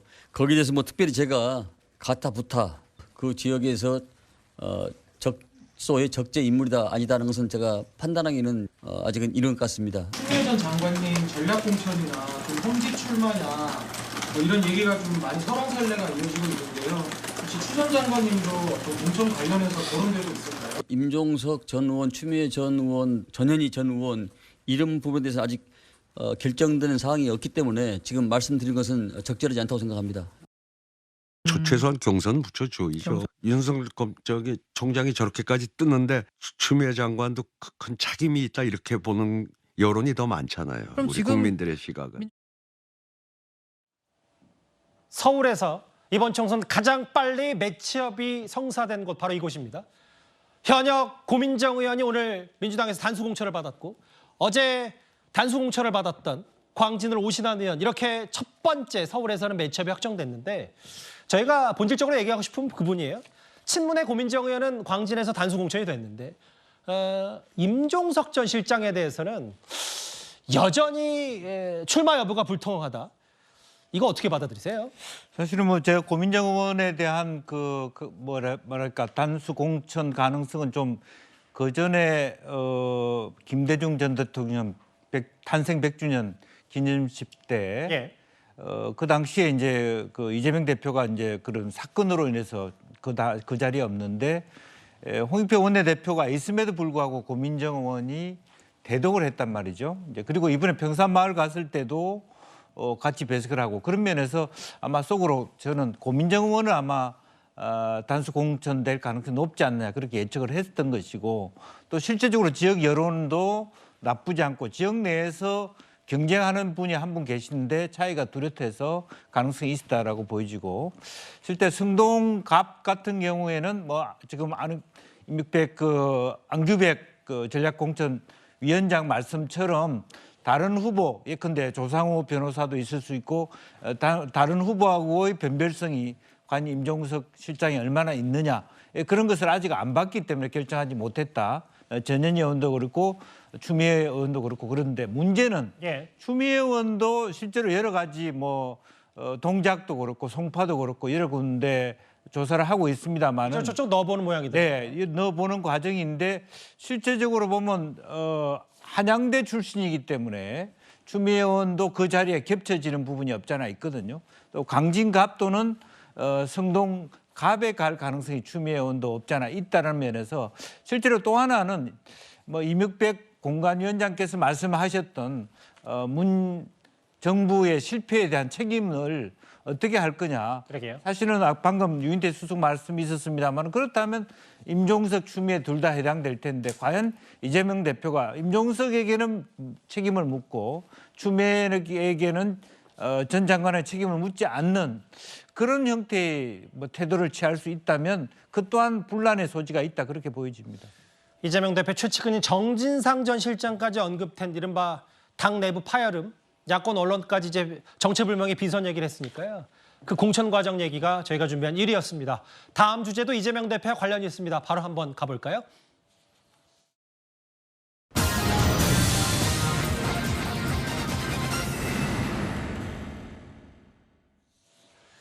어제 이재명 대표의 부인 김혜경 씨가 재판에 넘겨졌습니다. 대선을 앞두고 경기도 법인카드로 민주당 관련 인사들에게 식사를 제공한 혐의죠. 그동안 아시는 것처럼 공익제보자 조명현 씨가 전면에 등장한 이후에도 법인카드 유용 의혹에는 비교적 침묵을 지키고 있는 게 바로 이재명 대표입니다. 그런데 오늘 한동훈 비대위원장이 이번에는 객관식으로 이재명 대표에게 질문을 했습니다. 이재명 대표에 대해서 제가 계속 질문을 하고 있는데요. 질문에 답이 없으니까 제가 또 물어보겠습니다. 이번에는 객관식으로 물어보죠. 1번. 나 안 먹었다. 사실은 과일을 안 좋아한다. 내가 과일 좋아한다고 말했다고 해서 진짜 좋아하는 줄 알았냐. 2번. 내가 과일 먹고 일제 샴푸 쓰고 내 제사상 대신 차리게 한 거 맞지만 뭐 다 이러고 사는 거 아니냐. 나 정도 되는 사람이면 이래도 된다고 생각한다. 3번. 사실은 과일도 다 정진상, 김용, 유동규가 먹은 거다. 4번. 내가 먹긴 했지만 나는 내 돈으로 산 줄 알았다. 근데 이 4번은 빼겠습니다. 제가 생각해도 액수가 이렇게 크고 이렇게 장기간 이어지고 수발 전담하는 공무원만 여러 명이 있었는데 이 보기를 넣으면 제가 드리는 문제의 수준이 떨어질 것 같네요. 답을 주시기 바랍니다. 객관식이니까 어렵지 않다고 생각합니다. 저희 뉴스탑10은 뉴스쇼기 때문에 한번 여러 가지 그래픽과 음악을 꾸며봤습니다. 이현정 의원님, 네. 바로 질문 드릴게요. 몇 번이라고 생각하세요? 참 어려운 질문입니다. 저는 이 문제를 풀려고 많은 노력을 해봤지만 정답을 찾을 수가 없었어요. 한동훈 위원장이 아마 아주 다양한 방식으로 이 법인카드 문제에 대해서 이제 이재명 대표를 공격하고 있는 것 같은데, 이재명 대표가 다른 문제에 대해서는 본인이 뭐 이야기를 하는데요. 이 문제만큼은 그동안 뚜렷한 있던 입장 표명을 하고 있지 않습니다. 왜 그러냐 하면 이 문제는 워낙 증거와 또 사진이라든지 이 증언이라든지 또 녹취록이나 이게 워낙 명백하기 때문에 지금 본인이 제대로 답변을 못하고 있지 않은가 생각이 드는데, 아마 이재명 대표 본인도 꽤 문제 풀기가 어려울 겁니다. 나 자신 나도 모르겠다라고 할 텐데, 자, 그러니까 이 문제는요, 지금 일단 부인 김혜경 씨마저도 이제 기소가 됐지 않습니까? 그렇다면 이제는 이 문제에 대한 좀 답변을 좀 해야 되는 상황이 아닌가 싶어요. 예. 문제는 이제 이게 자체가 현재 검찰에서 이제 수사를 벌이고 있는 그런 상황이기 때문에 어쨌든 많은 국민들이 지난번에 이미 나온 문제이긴 하지만, 그러니까 이게 조명현 씨가 워낙 이제 이 상황들 관련해서 많은 증거들을 이제 공개를 했기 때문에 아마 이재명 대표가 좀 피해가기는 어렵지 않겠는가. 근데 이제 주관식을 넘어서서 이제 객관식까지 이제 나오고 있는 뭐 그런 상황인 것 같습니다. 다음에는 글쎄요. OX까지 물어보는 건 아닌지 모르겠습니다. 여기 보면 저 진실 거짓 퀴즈 타임은 국민의힘에서 만든 거고요.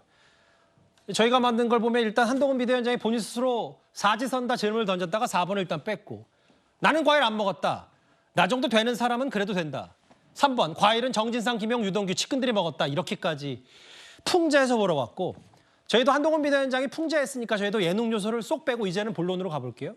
서재현 위원장님. 그러니까 이현정 의원과 국민의힘의 근본적인 의문은 이런 것 같아요. 증거가 명백하다고 하더라도 뭐 그건 이제 검찰의 영역이긴 하지만 왜 이 대표는 유독 조명현 씨가 전면에 등장한 이후에도 법인카드 의혹에 대해서는 비교적 침묵하고 있을까? 이게 근본적인 의문일 것 같거든요. 그러니까 이제 그 조명현 씨는 갑질을 당했지 않습니까? 근데 갑질한 주체가 누구냐? 이재명 대표냐? 김혜경 배우자냐? 그 이제 5급 배모 씨지 않습니까? 그러니까 배모 씨가 갑질을 당했기 때문에 본인이 답변할 이유가 없는 것이죠. 그리고 과일 1,000만 원 사 먹었다고 하는데 공간에서 어떻게 보면 그 공적인 업무를 한 것일 수도 있는 겁니다. 그래서 수사를 하고 있는 것인데, 저는 한동훈 비대위원장이 문제 제기를 왜 본인이 예전에는 비대위원장도 하고 공관위원장에서 비관했는데 이제는 비관변입니다. 왜 상근 부대변인 역할까지 다 하는가? 본인이 저런 역할을 하라는 게 아닙니다. 여당 비대위원장은. 근데 그 역할이 뭐 공식적으로 나눠져 있는 건 아니잖아요. 그러니까 나눠진 게 아니고요. 사실 여당 비대위원장이 지금 과일 얘기하잖아요. 과일 하나, 사과 하나 1,000원이 아니고 10,000원입니다. 10,000원. 예. 그래서 우리 국민들도 유행어로 예전에는 가방 살려고 해외 나갔는데 이제는 과일 먹으러 해외 가자 그래요. 그리고 버카 문제는 국민들께서 어느 정도가 대다수 합니다. 그리고 이게 대선 때잖아요. 2년이 지났잖아요. 예를 들어 버카로 명품백을 샀다. 새로운 물증이 나오면 어떻게 보면 뉴스 가치가 있지만 이 부분은 수사가 되고, 처음에는 윤석열 정부에서 이렇게 감사를 하고 또 다 수사를 했는데 무혐의 종결됐는데 또 살아났어요. 왜? 저 제보자가 또 새로운 증거가 있다고 하는데 똑같은 거거든요. 그래서 저는 똑같지는 않습니다. 일단 말씀하시죠. 새로운 그냥 큰 틀에서는 똑같잖아요. 근데 저는 안타까운 게 여당 비대위원장이잖아요. 그러니까 국민들이 저를 보고 야 맞다, 우리가 이재명 대표보다는 정말 한동훈 비대위원장이 위트 있고 저렇게 공격을 잘하는 거로 해서 총선 지지율이 안 올라간다니까요. 그래서 저는 정말 심야 회동을 하세요 해가지고 본인이 진짜 대선 후보가 되려고 하면 같이 주변에 옆에 계신 분 잘하잖아요. 그 수석 대변인 또 계시고 하기 때문에 저는 이제는 균형 있게, 공격보다는 왜 우리 국민들이 과일 하나, 사과 하나 10,000원인데 이렇게 물가가 올랐는 그 물가를 잡는데 좀 더 집중하는 게 맞다는 것이죠. 근데 이제 뭐 다른 논평은 다 존중하고 하나만 바로 잡자면, 일단 존중하더라도 그 여당 지지율 계속 안 오른다고 말씀하시는데, 저희가 설 연휴 마지막 날 뉴스타트 첫 번째 이슈로 국민의힘 지지율이 꽤 11개월 만에 가까워졌다는 수치가, 객관적 수치가 있기 때문에 그 부분은 제가 정정하고 바로 잡겠습니다. 알겠습니다. 아마 저희 제작진이 지금 찾아서 올릴 텐데. 네, 죄송합니다. 그 부분은 좀 바로 잡겠습니다. 결국 뭐 이런 거겠죠. 한동훈 비대위원장이 이번에는 객관식 공격, 객관식 질문까지 던진 이유는 왜 이 대표가 본인 스스로 답을 안 하냐? 이게 근본적인 얘기일 겁니다. 그런데 이런 객관식 공격에 이재명 대표 대신 이분이 답변을 다섰습니다. 바로 한번 만나보겠습니다. 한동훈 장관이 과일 먹은 사람이 과일에 답변을 해야 된다는데 맞습니다. 정말 요즘 좋은 얘기 자주 하셔서 명품백을 받은 분이 명품백에 대한 입장을 밝히셔야 되지 않겠습니까? 한동훈 위원장이 명품백을 받지 않았죠. 국민의힘 당직자들이 명품백 받지 않았으니까 명품백 받으신 분이 직접 해명하고 사과도 하고 필요하면 검찰 수사도 받았으면 좋겠습니다. 좋다. 홍익표 원내대표 얘기는 정혁진 변호사님. 네네. 1,000만 원치 과일 누가 먹었고 사지선다로 몰아왔더니 홍익표 원내대표 얘기는 명품백 받은 김건희 여사가 직접 해명하는 그런 맞지 않냐. 그게 비교가 똑같이 되지 않냐라고 하는데 어떻게 받아들이시겠어요? 글쎄요. 저는 홍익표 대표의 저 이야기를 들으니까 어떤 생각이 드냐면 그렇다면 이재명 대표가 이 과일에 대해서 1,000만 원 과일에 대해서 해명하고 사과를 하겠다는 이야기인가? 전 첫 번째로 그런 생각이 들고요. 예. 그다음에 만약에 이재명 대표가 그렇게 사과를 안 한다라고 하면 이재명 대표가 사과를 안 하니까 더 이상 김건희 여사의 그 백에 대해서 그 김건희 여사도 해명하고 사과 안 해도 된다? 이렇게 이야기하는 건가? 저는 좀 헷갈린다는 그런 생각이 들고요. 이러나 저러나 다 민주당한테 불리한 이야기 아닌가? 저는 그렇게 이해가 되거든요. 예. 그래서 제가 만약에 이재명 대표라고 하면 홍익표 원내대표한테 왜 또 쓸데없는 소리 했냐고 한 소리 할 것 같은데 어찌됐든지 간에 지금 오늘 비도 오고 그러는데 훔친 사과가 맛있다라고 하는 옛날 영화 제목이 생각나는 그런 저녁입니다. 객관식 공격에 명품백으로 맞대응했는데 저 비교 대상. 이게 이제 왜냐하면 그 국민의힘과 여권은 이 명품백은 물론 뭐 국민적 노토피에 아쉬운 부분이 있다고 하더라도 본질은 몰카, 함정, 취재, 공작이라고 규정하고 있는데 홍익표 원내대표는 김영주 의원님. 이것도 네. 김영주 의원께도 질문 드려야 될 것 같아서. 네. 왜냐하면 봐라. 과일 1,000만 원치 혹은 뭐 법인카드 쓴 거 당사자 답변 안 하면 김건희 여사가 답변하라고 얘기하고 있어. 저 비교에 대해서는 합리적이라고. 홍익표 원내대표 말이 합리적이라고 생각하세요? 사실은 우선은 지금 이제 민주당의 대응 자체가 저는 좀 문제가 있다고 봐요. 한동훈 비대위원장의 얘기를 계속 맞받아치는 것이 별로 선거 전략으로는 적절하지 않다라고 보여지고요. 오히려 민주당이 지금 해야 될 것은 현 정부에 대한 정책적인 문제점을 꼬집어내서 민생과 경제에 대한 얘기를 해가야지 한동훈 비대위원장이 얘기하는 것을 갑론을박하는 것이 결코 도움이 안 됩니다. 물론 이재명 대표가 속이 답답하니까 실제로 보면 이재명 대표를 대신해서 여러 가지 한동훈 비대위원장에 대해서 돌아가면서 이런저런 얘기를 하고 있고 민영배 의원도 그런 얘기를 하는데 그것은 자기의 공천을 위해서 이재명 대표에 잘 보이기 위한 것으로밖에 보이지 않다. 그렇게 보고요. 비교도 적절하지 않다라고 하는 측면이고 어쨌든 기본적으로 말하자면 가장 민생에 있어서 아킬레스건이 될 수 있는 게 법화 논쟁이기 때문에 실제로 그 논의를 어쨌든 홍익표 원내대표를 비롯해서 길게 답을 해가서 가는 것 자체가 민주당에게 손해다. 저는 그렇게 봅니다. 여기 보면 일단 지지율이 아까 제가 언급했던 해당 여론조사는 11개월 만에 가장 좁혀졌다는 여론조사를 저희가 다시 한번 소환해서 재확인을 하고요. 그런데 이제 민주당 생각은 이런 것 같아요. 이제 어제 김배경 씨가 재판에 넘겨졌고 다음 화면을 보겠습니다. 정혁진 변호사님. 네네. 일단 조 전 장관도 그렇고 야권에서는 이거 10만 원 그 금액에 대해서 상당히 집중하고 그 부분을 이건 검찰권 남용이다라고 얘기하는데 변호사로서 어떻게 생각하세요? 일단 조국 전 장관님께서는 공직선거법 규정을 한번 읽어보시고 저런 말씀을 갖다가 하셨으면 좋겠어요. 예컨대 공직선거법에 10만 원 이하는 기소하면 안 된다. 이런 규정이 있으면 제가 맞다라고 생각을 할 거고. 그다음 두 번째는 검찰이 기소했잖아요. 검찰의 기소가 적절했느냐 부적절했느냐를 판단해 주는 기관이 있습니다. 그게 누구냐면은 조국 전 장관 같은 사람이 아니고요. 그게 어디냐면 그게 판사예요. 그게 법원이라고요. 예. 그런데 법원에서 조국 전 장관 이야기한 것처럼 니네 왜 쓸데없이 10만 원밖에 안 되는 돈 가지고 기소했냐 이랬습니까? 1심도 그렇고 심지어 항소심도 그렇고 이제 곧 대법원에서도 이거는 형사처벌 받아야 된다 이렇게 판결 나오지 않겠습니까? 그럼 조국 전 장관 자기는 서울대 법대 교수 출신이니까 대법원 위에 있다라고 생각을 하는 겁니까? 정말 제발 저렇게 말도 안 되는 이야기 더 이상 해가지고 동문들 좀 부끄럽게 안 했으면 좋겠다는 생각이 진짜 진심으로 듭니다. 예. 그래서 조국 전 장관님이라고 부르신 거예요? 어쨌든 할 말이 없습니다.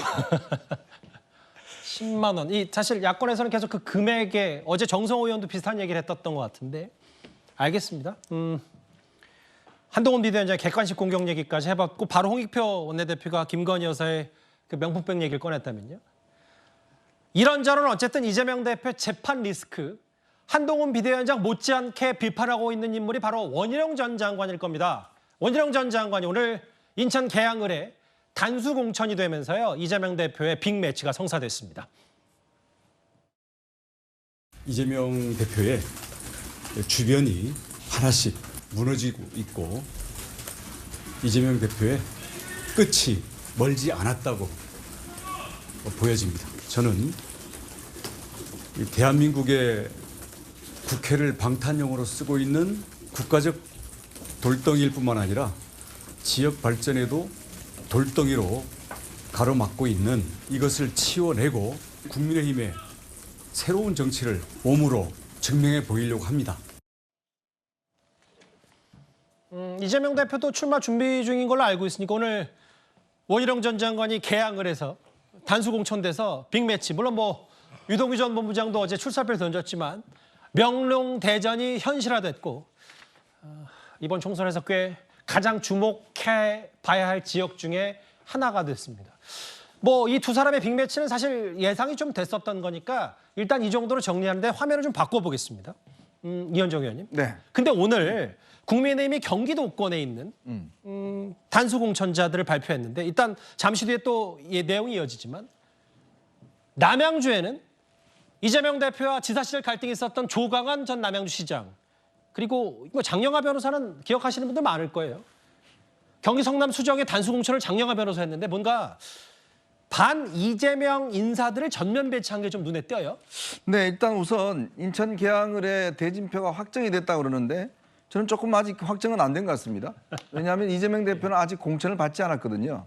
지금 좀 전에 보셔서 알겠지만 노웅래 의원 같은 경우는 이제 지금 뭐 일단 컷오프 한다는 거 아니겠습니까? 지금 따져보면 재판 중이기 때문에. 근데 이재명 대표는 노웅래 의원보다 훨씬 많은 혐의와 또 훨씬 많은 액수, 또 훨씬 많은 지금 혐의 재판을 지금 받고 있습니다. 자, 그럼 그 기준이라면 지금 이재명 대표 과연 단수 공천 받을 수 있을까라는 데 대한 의문을 제기를 합니다. 물론 대표이기 때문에 받을지는 모르겠지만 그래서 아직까지 공천 이 대진표가 확정되지 않았다. 저는 그렇게 보고 있고요. 또 그다음에 지금 이제 이 남양주, 그다음에 이제 성남 아무래도 이제 이쪽은 이 이재명 대표와 관련된 여러 가지 일들이 많이 벌어졌죠. 특히 조광한 전 시장 같은 경우는 이재명 대표 경기도지사 시절에 당시에 이제 이 조광한 이 전 시장이 이재명 대표의 지시를 제대로 따르진 않았어요. 당시에 뭐 재난지원금인가 이거 줄 때 반대를 많이 하고 그랬습니다. 그랬더니 갑자기 감사를 나갑니다. 경기도에서. 예. 그래서 그때 뭐 그 커피 쿠폰 뭐 이런 거 나눠준 거 가지고 그때 위반 사항이다 해서 됐는데 물론 이분도 이제 관련된 혐의로 가지고 이제 구속됐다가 이제 그때 풀려나서 지금 이제 다시 이제 남양주에서 이제 지금 공천을 받아서 지금 도전하고 있고요. 또 장영하 변호사는 이분은 책까지 썼습니다. 이재명 관련된 대표 관련된 책을 2권이나 썼어요. 그래서 이재명 대표 관련된 거는 뭐 거의 박사라고 할 정도로 이제 그런 분인데 이제 성남 수정에 여기 아마 김태년 의원 지역구일 겁니다. 그쪽에 지금 나가서 김태년 의원과 한판의 어떤 결전을 벌이는데 아무래도 이제 이재명 대표 관련된 저격수들이 일단 이 성남과 남양주 이런 데 배치가 되는 것 같습니다. 예. 원희룡 전 장관이 오늘 계양을에 단수 공천됐고 보시는 것처럼 이재명 대표 비판에 앞장섰던 과거 인물들이 오늘 경기도 특정 지역에 단수 공천됐다는 얘기, 이재명 대표 관련 사법 리스크와 함께 하나하나 짚어봤습니다. 그럼 다음 주제는 국민의힘 내부의 공천 얘기를 해보겠습니다. 바로 다음 주제입니다.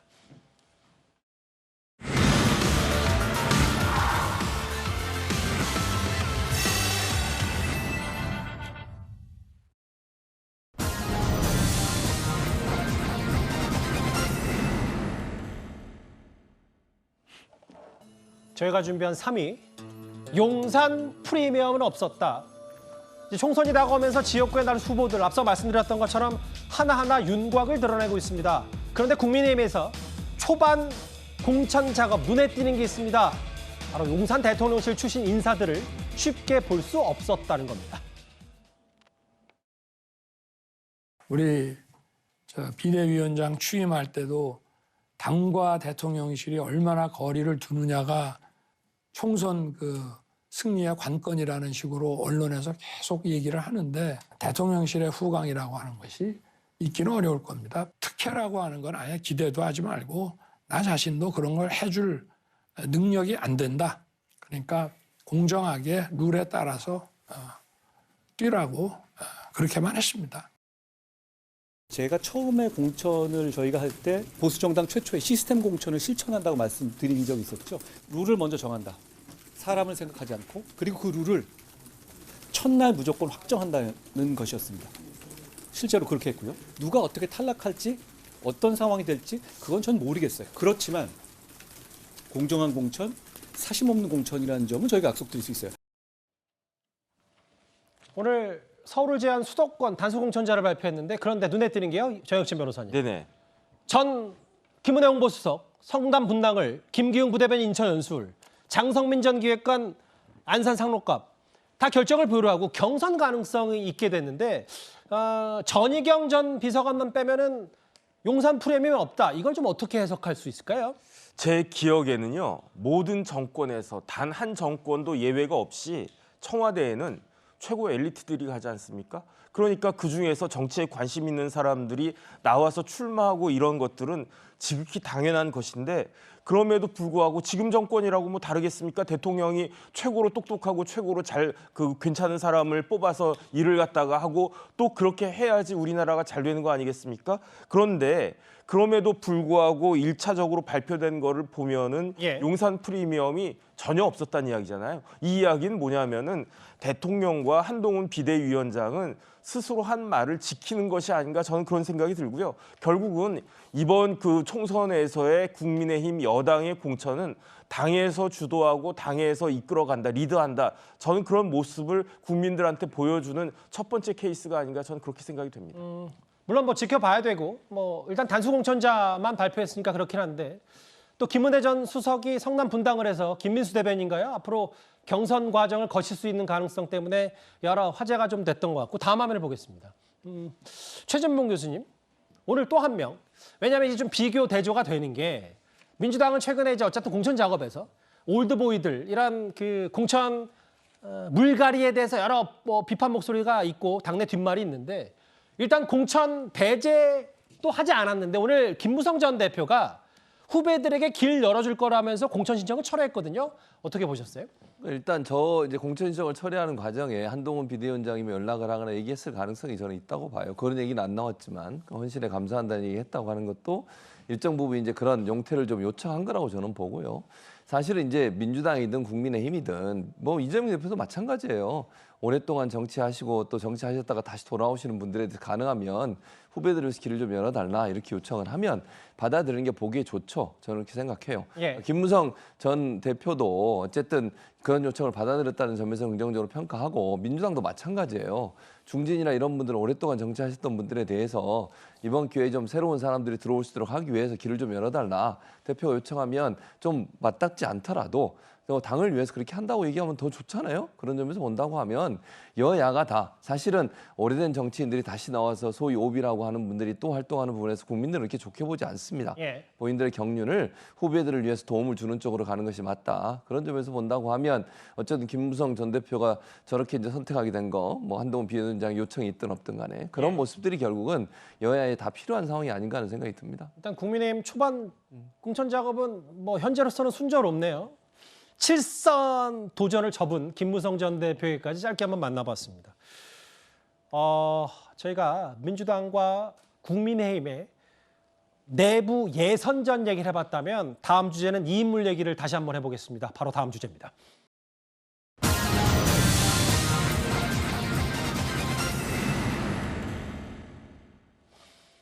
사실 몇몇 일부를 제외하면 보수 진보 할 것 없이 조 전 장관에 대해서 철면피 아니냐, 뭐 공통적으로 이런 비판이 나오고 있습니다. 뭐 다만 일단 창당은 현실이 됐으니까요. 어제 자녀 입시 비리 등 본인 자녀 입시 비리를 5.18 민주화운동과 같은 선상에 나서 그 말 자체도 논란을 빚었었는데, 오늘 조 전 장관이 창당준비위원회 출범식을 열었습니다. 제가 인재영입위원장 역할을 맡게 됐습니다. 중책을 맡겨주신 것에 대한 큰 책임감과 감사함을 느낍니다. 열심히 하겠습니다. 좋은 사람의 기준은 모두가 다르겠지만 윤석열 대통령 주변에 있는 사람들은 어떻습니까? 하나같이 윤석열 대통령 본인과 잘 어울리는 사람들 같습니다. 저는 이미 수만 개의 화살을 맞은 몸입니다. 상처도 많고 흉터도 깊은 사람입니다. 시민 여러분, 동지 여러분, 손잡아 주시고 도와주십시오. 감사합니다.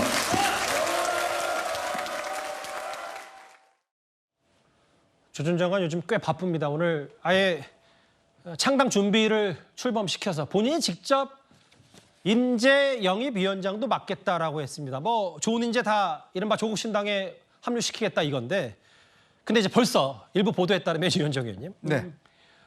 과거 윤석열 당시 총장 징계와 반윤에 앞장섰던 인물들이 합류하는 거 아니냐. 이른바 이성윤 전 서울중앙지검장, 심재철, 박은정, 이 전직 검사들 얘기가 벌써 나오네요. 글쎄 말입니다. 조국 전 장관이 지금 뭐 인재영입위원장이라고 하는데 제가 묻고 싶습니다. 조국 신당의 인재는 어떤 사람인가요? 예를 들어서 뭐 그러면 꼭 어떤 피고인이거나 피의자거나 뭔가 징계를 받았거나 뭐 그런 사람이 인재는 아니겠죠. 근데 마치 좀 저는 그렇게 느껴집니다. 왜냐?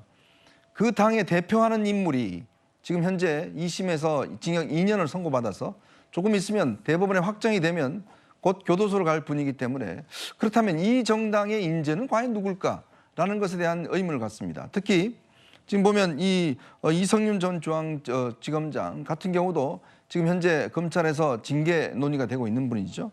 심재철, 박은정 이분들도 사실은 이제 옛날에 윤석열 총장에 대한 징계를 주도했던 분 아니겠습니까? 자, 그런 상황이라면 과연 이 당에서 앞으로 이 공개할 인재, 저는 한번 좀 기대됩니다. 근데 지금 이런 거 가지고 저는 좀 정당이 제대로 될 수 있을까라는 솔직히 의문이 들어요.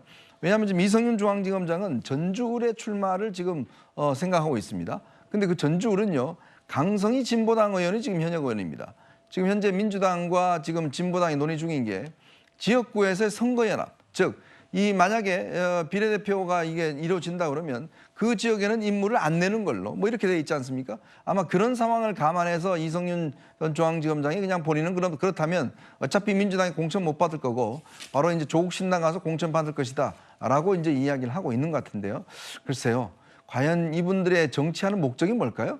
국민을 위해서입니까? 아니면 윤석열 정부를 어떤 반대하기 위해서만 하는 겁니까? 아니면 조국 전 장관을 위해서입니까? 한번 좀 명확한 입장을 제기를 해야 될 것 같습니다. 아까 이현정 의원 말씀은 이제 조 전 장관이 대법원에서 형이 확정이 돼서 구속 수감됐을 경우에 이제 교도소를 언급한 그 가능성 얘기를 하신 거기 때문에 가능성입니다. 설주한 변호사님. 네.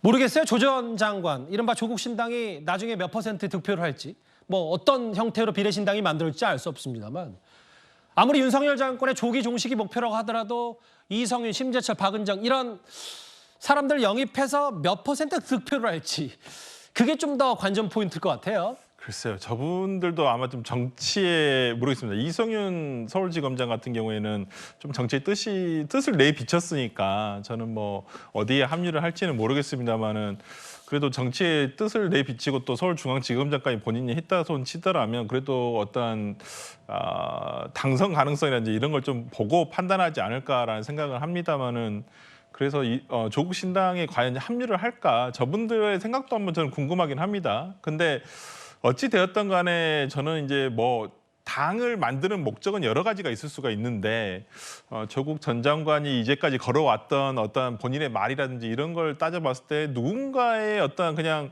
뭐 어떤 그 보복심, 복수심 이런 걸로 저는 당을 만들어 간다는 것이 과연 얼마만큼의, 물론 그걸 좋아하는 국민들도 계시겠지만은 얼마나 많은 어떤 대중 정치를 한다는 것이, 그런 목표로 한다는 것이 저는 맞을지, 뭐 여전히 좀 매일 하루하루 같이 조국 교수의 행보는 솔직히 이해되지는 않아요. 예. 저렇게 하는 것이 맞나라는 생각도 좀 들고, 그렇기 때문에 저는 뭐 여기에 어떤 분들이 합류하실지는 모르겠지만은 글쎄요, 뭐 쉽지는 않을 것 같다라는 생각합니다.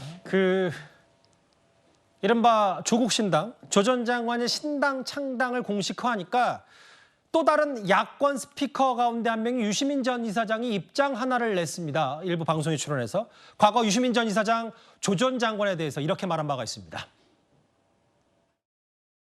저 안에 있는 데이터를 뭘 장난을 칠 가능성도 있는 거죠. 그러니까 당연히 그거를 복제를 해둬야 되는. 당연합니다. 그래야 나중에 혹시 검찰이 엉뚱한 걸 하면 증명할 수가 있죠. 네. 검찰에서 그걸 압수해 가서 거기서 뭐 장난을 칠 경우에 대비를 할 수 있기 때문에 동양대에 있는 컴퓨터와 집에 있는 컴퓨터를 다 복제하려고 반출한 거예요. 증거인멸 시도가 아니에요. 증거를 지키기 위한 거지. 증거 보전 얘기 조국 사태 때 꽤 논란이 됐던 발언 중에 하나였죠. 그 최진봉 교수님, 유시민 전 이사장 얘기는 나라도 싸워보고 싶었을 것 같다. 인간적인 면을 강조했네요. 왜냐하면 이제 누구든 법적으로 어떤 그 처벌을 받게 되는 상황이라면 자기 나름대로 방어를 하고 싶은 마음이 있죠. 어느 누구가 그런 마음이 없겠어요. 그러니까 뭐 범죄가 성립되든 안 되든 자기 입장에서는 자기의 변호를 통해서 본인의 범죄 행위를 최대한 낮추려고 할 것이고 어떤 형태로든 본인을 방어하려고 하는 기본적인 어떤 뭐랄까요 습성이 있는 거죠. 그걸 저는 얘기했다고 생각해요. 그러니까 나라도 싸워보고 싶을 것 같다는 의미가 무슨 뭐 이 전체의 어떤 사안에 대해서 다 부정한다는 개념이라고 저는 보진 않고요. 개인적으로 누가 됐든 그런 상황이 되면 본인이나 본인의 가족을 위해서 지키기 위해서 노력했을 것이다 라고 하는 말로 들린다. 저는 그렇게 얘기하고 싶습니다. 그냥 그 정도로 가름하시겠습니까? 네. 왜냐하면 워낙 그 보수 진보, 뭐 물 일부를 빼고는 좀 논란거리가 있고 민주당에서 선을 긋고 있기 때문에 유 전 이사장이 발언도 또 민주당에서 어떻게 생각할지도 궁금해서요. 정혁진 변호사께 이 질문 드리고 마무리하겠습니다. 사실 조 전 장관이 지난주 목요일에 입시 비리 등의 혐의로 항소심에서도 징역 2년, 뭐 구속을 면하긴 했지만 여러 혐의들이 있었는데 특히 이 부분이요. 미국 교수, 그러니까 아들 대리시험 논란, 이 조지 워싱턴대의 교수의 답변서가 역효과가 났다. 이런 얘기가 나왔는데 이게 무슨 뜻입니까? 일단 조국 전 장관 혐의가 업무방해, 공무집행방해, 위조공문서 행사, 위조사문서 행사, 허위작성 공문서 행사, 부정청탁금지법 위반, 직권남용 권리행사죄거든요. 업무방해만 하더라도 하나만 있는 게 아니라 한영외고, 고대대학원, 연대대학원, 서울대 의전원 그리고 조지 워싱턴 대학이에요. 그렇기 때문에 만약에 조지 워싱턴 대학이 무죄가 나왔다고 하더라도 징역 2년이라고 하는 양형에는 전혀 영향을 갖다 안 미쳤을 거라고 생각을 했는데 그럼에도 불구하고 이런 걸 뭐 조국 전 장관이 몰랐겠습니까? 그럼에도 불구하고 조국 전 장관 측에서 맥도날드 교수를 증인으로 신청한 이유는 제가 봤을 때 제 경험으로는 딱 하나예요. 재판을 지연하기 위한 목적이다. 왜냐하면 작년 11월 20일에 재판하면서 재판부가 그 다음 재판이 12월 18일이었거든요. 12월 18일까지만 재판하고 판결 선고하겠다고 그랬어요. 그러니까 조국 전 장관 측에서 화들짝 놀라가지고 1심 때부터 그 항소심 그때까지 한 4년 동안 부를 생각도 안 했던 그 맥도날드 교수를 그제서야 부르겠다라고 이야기한 거예요. 그러니까 재판부에서 뭐라고 이야기했냐면 부르려면 부르는데 만약에 그 올지 안 올지는 확실하게 해라. 그런데 맥도날드 교수가 한국까지 와가지고 저런 사건 관련해가지고 증언하려고 한국까지 오겠습니까? 그러다 보니까 아예 그럼 내가 의견서 하나 써줄게라고 해가지고 의견서 써준 건데 그 내용 자체도 어떻게 된 거냐면 그 쪽지 시험 자체가 전체 배점에서 2%밖에 안 되고요. 그다음에 그거는 열심히 그냥 암기만 하면 충분히 풀 수 있는 문제이고 더군다나 여기에서 이제 치팅하지 말라고 그런 이야기를 그 수업 중에다가 당연히 이야기했을 것이다. 이런 식으로 이야기를 한 거기 때문에 제가 봤을 때 정말로 이게 국제적인 망신까지 된 것이 아닌가 저는 그런 생각까지 듭니다. 왜냐하면 진짜 대학생이 그냥 똘똘똘 외우기만 하면 풀 수 있는 그 문제를 풀기 위해서 그 서울대 법대 교수와 서울대 출신의 영문과 교수가 그 같이 아들하고 같이 치팅을 했다는 거 아니겠습니까? 그것을 진짜 국제적으로 미국 조지 워싱턴 대학에까지 알려준 것이 아닌가 저는 그런 생각이 듭니다. 대리시험이요? 알겠습니다. 이 얘기, 법적인 얘기는 짧게 만나봤습니다. 이른바 조국 신단. 내일도 조 전 장관 무슨 행보가 있는 모양인데 계속 뭐 보도를 해드려야 될지 여러 고민도 많이 드네요. 알겠습니다. 다음 주제는 개혁신당 얘기도 핵심 내용 짚어봐야 될 것 같습니다.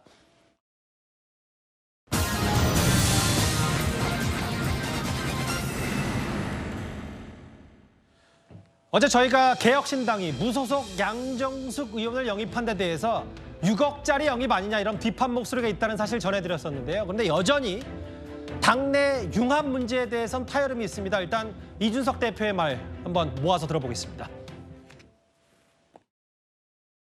지금 아마 좀 이질적인 조합이 이제 다 합쳐졌잖아요. 그래서 제 생각에는 지금 뭐 한 주, 다음 주 정도까지는 각자의 지지층에게 이렇게 좀 설명하는 시간이 좀 필요한 거라고 보고 있어요. 이제 하나로 합치기로 했고 같이 하기로 했기 때문에 좀 잘 해나갔으면 좋겠다고 생각합니다.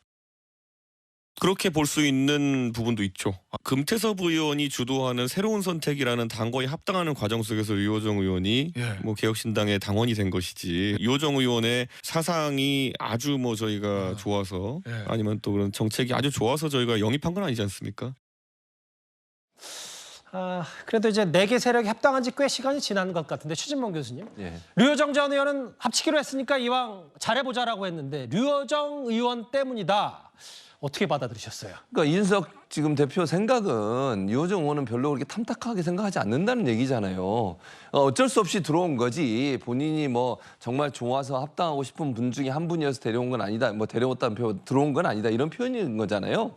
그러니까 상당히 불편함을 드러내는 거라고 생각해요. 물론 이준석 대표는 지금 저런 발언이 지지층을 향한 발언이라고 저는 생각해요. 지지층들이 막 이탈을 하고 있잖아요. 지금 본래 본인이 개혁신당 처음 할 때 6만 명도 들어왔는데 거기서 막 탈당하고 뭐 반대하고 불만도 나오고 왜냐면 유호정 전 의원 같은 분하고 같이 할 수 있느냐 이게 말이 되느냐.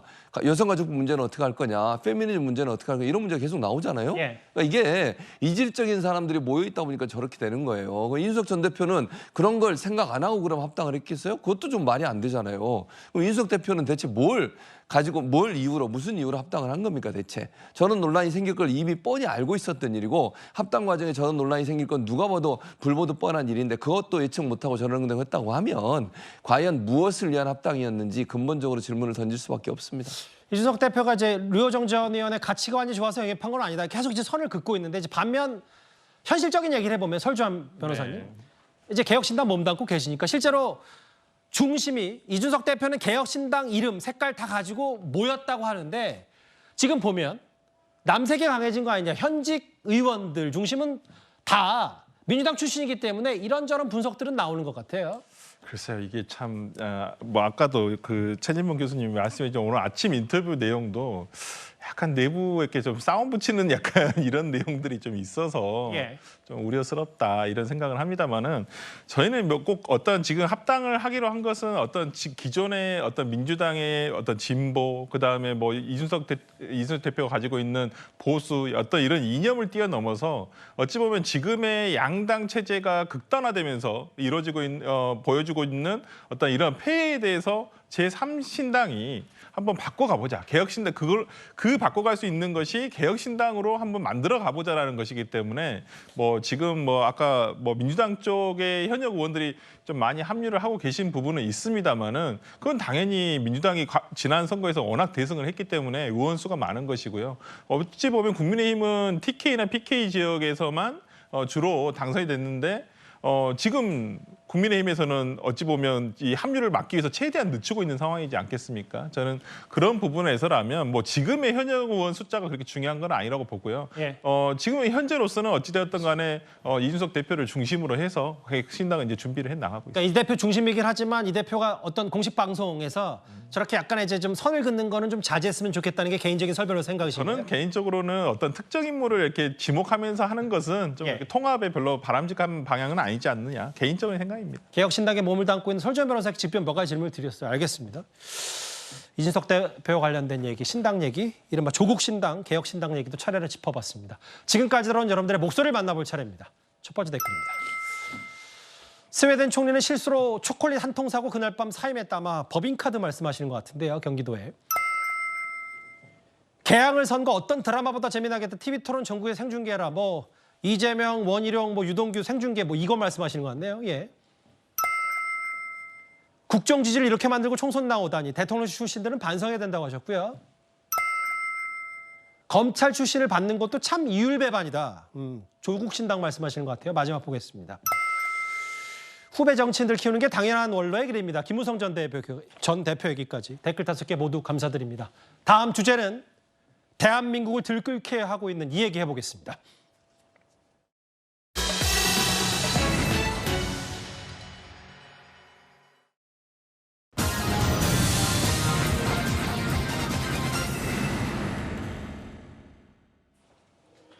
중요한 경기 전날 우리나라에서 공을 제일 잘 차는 두 선수가 멱살에 주먹을 날리며 싸웠고요.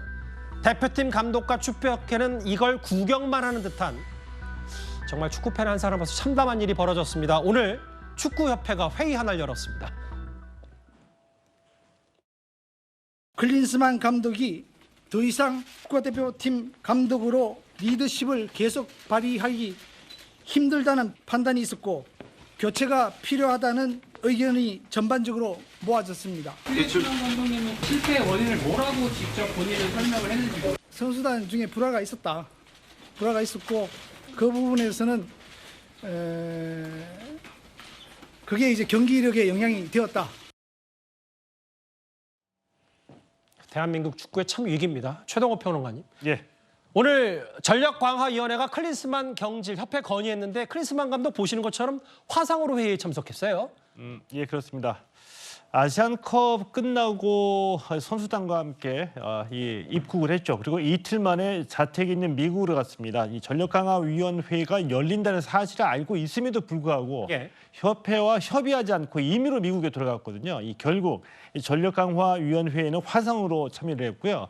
자, 오늘 회의에서 이 강화위원회 위원들이 한 1시간 정도 이 클린스만 감독에게 질의답변하는 순서가 있었고 예. 이 질의답변이 끝나고 난 뒤에 이 클린스만 감독은 퇴장을 했습니다. 그리고 난 뒤에 이제 그 위원들끼리 토론을 하게 된 건데요.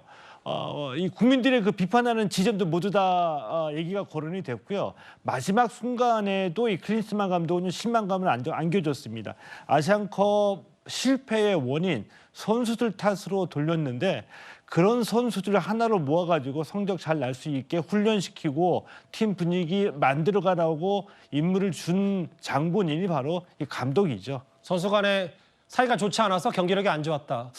마치 본인 탓이 없는 것처럼 얘기를 해서 최동호 평론가님 이렇게 되면 정명구 회장이 사인만 하면은 클린스만 감독은 경질이 되는 건데 그럼 위약금도 줘야 되고 일단 지금은 사실 위약금보다 더 중요한 문제가 있긴 하지만 정명구 회장이 승인하겠죠? 승인하지. 그러니까 이 경기를 결정하지 않을 수 없는 상황까지 내몰린 거죠. 이 전력강화위원회에서도 이 위원장을 맡고 있는 독일 출신의 그 마이클 밀러를 제외한 나머지 위원들이 전부 다 경질 의견을 냈다라고 하고요. 그러니까 만장일치로 전격적인 이 경질이 결정됐다라고 볼 수가 있습니다. 그리고 예. 이 의견이 이제 협회에 전달됐기 때문에 만약에 이 정몽규 회장이 전력강화위원회의 경질 의견을 받아들이지 않는다면 또 다른 불씨를 지피는 격이 되겠죠. 아무리 그 정몽규 회장이 클린스만 감독을 데려왔다라고 하더라도 지금 상황으로서는 그러게요. 경질하지 않을 수 없는 끝까지 내몰린 상황이라고 볼 수 있습니다. 사실 비판의 화살, 비난의 화살은 클린스만 감독과 축구협회에 더 집중되는 모양새는 분명히 있습니다. 다만 이 당사자인 주장 손흥민 선수와 이강인 선수 진실 공방으로도 이어지고 있는데 과거 화면 잠시 보고 오겠습니다. 흥민이 형은 일단 전 세계에서 엄청 중요한 선수고 엄청 탑 클래스의 선수여서 매우 영광이고 열심히 해서 꼭 이 한국 축구의 발전에 도움이 되게 하겠습니다. 강인이의 재능은 진짜 정말 말도 안 될 정도로 많은 탤런트적인 부분을 가지고 있으니까 저도 옆에서 강인이를 많이 도와주고 싶고 강인이가 저를 어떻게 생각하는지는 모르겠지만 잘 받아들여서 더 좋은 선수로 성장할 수 있었으면 좋겠어요. 어제는 프랑스에서 사과를 SNS 썼던 이강인 선수인데 오늘은 이 문제가 이제 법률 대리인까지 중간에 있네요. 이제 최동호 평론가님. 손흥민 형이 목덜미 잡았을 때 이강인 선수가 손흥민 선수 얼굴에 주먹을 날렸다는 내용은 사실과 다르다. 정확히 본인은 멱살을 잡혔는데 주먹을 어디다 날렸는지 이게 좀 명확해진 거예요? 아닙니다. 본인의 내용은 주먹을 날리지 않았다는 얘기거든요. 근데 제가 오늘 해명을 보고 놀란 지점은 따로 있습니다. 뭐냐면은 사실과 다른 내용이 계속 보도가 된다라고 판단했을 경우에 자신의 SNS에다가 다시 사과를 다시 올릴 수는 있다라고 생각을 합니다. 그런데 예. 오늘 이 해명은 본인이 직접 SNS에 올린 것이 아니라 본인의 대리인, 법률 전문가인 변호사가 해명에 나섰거든요.